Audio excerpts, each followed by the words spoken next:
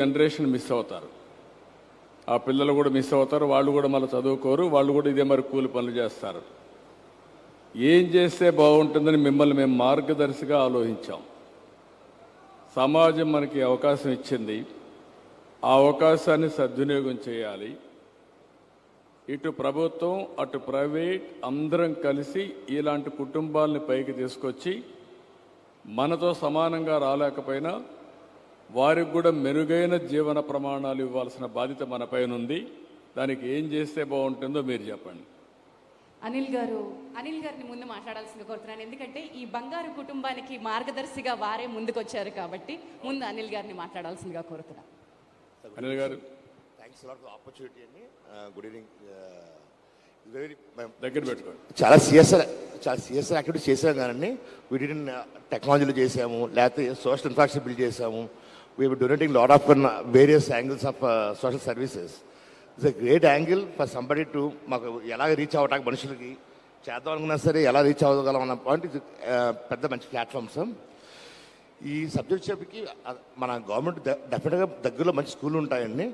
I think transportation కానీ ఇలాంటి develop చేసి దగ్గరలో ప్రైవేట్ స్కూల్లో జాయిన్ చేసి ట్రాన్స్పోర్టేషన్కి హెల్ప్ చేస్తే problem their aspiration can be in meet అవ్వగలిసిన ఉద్దేశం sir. But your guidance can helpful.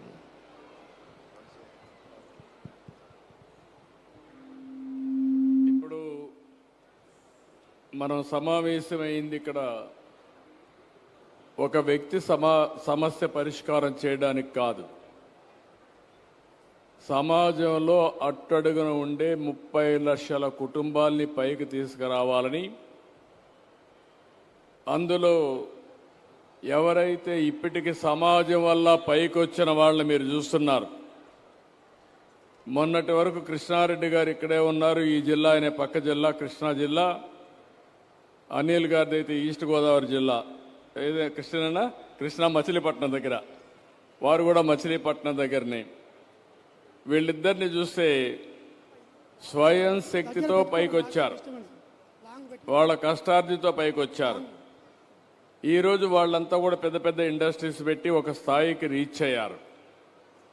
అదే నేను అడుగుతున్నా, అలాంటి వాళ్ళు ముందుకొచ్చి వాళ్ళు ఇక్కడ ఇవ్వాల్సిన డబ్బులే కాదు,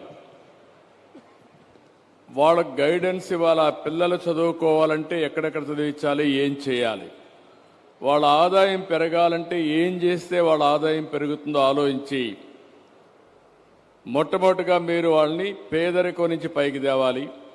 తర్వాత మెరుగైన జీవన ప్రమాణాలు క్రియేట్ చేసే పరిస్థితి రావాలి.